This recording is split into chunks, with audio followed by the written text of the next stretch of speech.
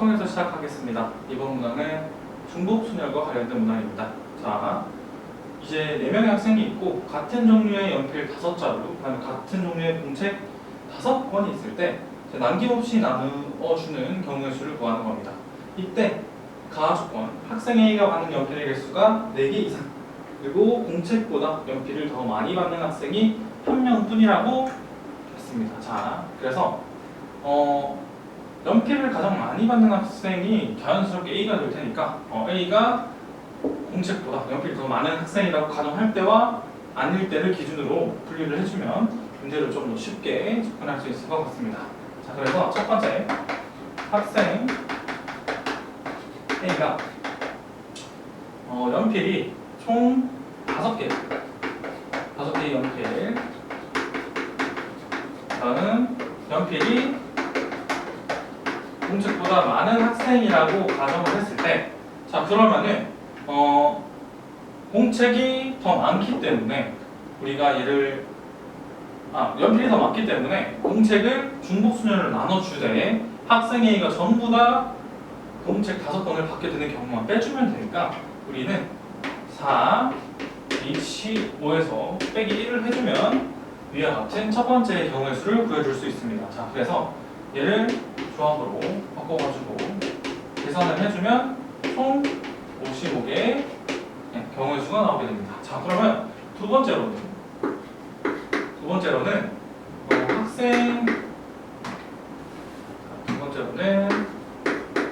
학생 A가 4개의 연필을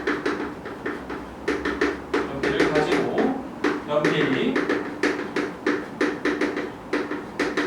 공책보다 많다라고 가정해 보겠습니다. 자, 그러면 우선 4개를 가지니까 나머지 1개의 연필을 A 제외하고 B, C, D에게 주는 경우의 수가 총 3개가 될 겁니다. 3개가 될 거고, 연필의 개수가 더 많은 학생이 A밖에 없어야 되니까 그 1개의 연필을 받은 학생은 무조건 공책 하나를 받아야 되겠죠. 그래서 예를 들어 B가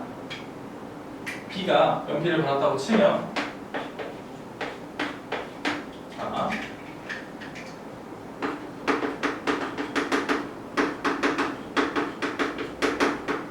그러면 얘가 4개, 1개, 0개라면 공책이 무조건 B한테 하나 먼저 가야겠죠. 자, 그러면 4개의 공책이 남았어요.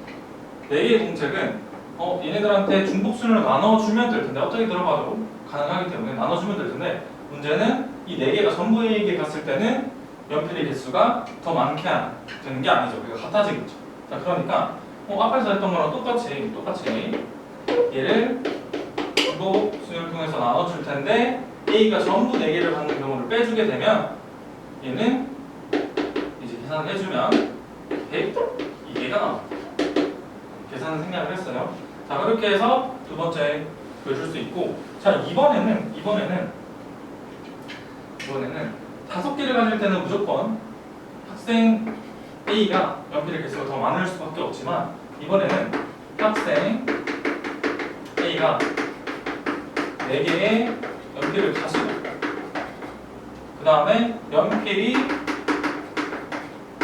공책보다 작거나 같을 때라고 가정을 한번 해보겠습니다. 자, 그러면 똑같이 나머지 1개의 연필을 3명한테 나눠주겠죠. 그래서 3가지가 될 테고, 그 다음에 여기에서 그 받은 학생이 무조건 연필이 더 많아야 돼요. 그러면 얘는 받을 수가 없겠죠. 자, 그죠? 그러니까 연필이 더 많기 때문에 그 1개를 받은 친구는 공책을 받으면 안 됩니다. 그죠? 자, 그 다음에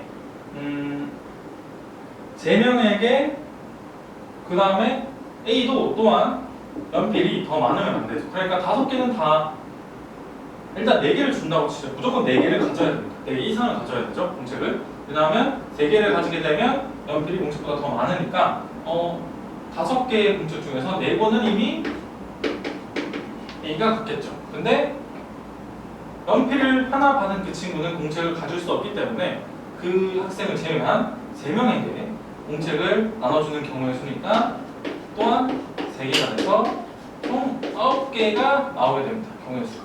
자, 그러면 첫 번째, 두 번째, 세 번째가 총 경우의 수가 되고 이 경우의 수를 전부 다 더해주게 되면 55 더하기 102 더하기 9 해서 우리가 구하려는 총 166까지 수가 나옵니다. 자, 이렇듯 학생 A가 특수한 조건을 하나 더 가지고 있기 때문에 이런 식으로 경우의 수를 구해줄 때는 가장 조건이 많은 A를 기준으로 나눠주는 것이 경우의 수를 구할 때 좀 편한 경우가 있어요. 그렇지 않은 경우도 있지만 대부분 경우가 그렇게 되니까 조건이 많은 A를 기준으로 우선 문제를 진행해 보시고 그러다가 안 되면 다른 방법을 찾아보면 되니까 이렇게 조건이 많은 것부터 시작하는지 경우의 수를 정리할 때 도움이 된다라고 생각해 주시면 되겠습니다.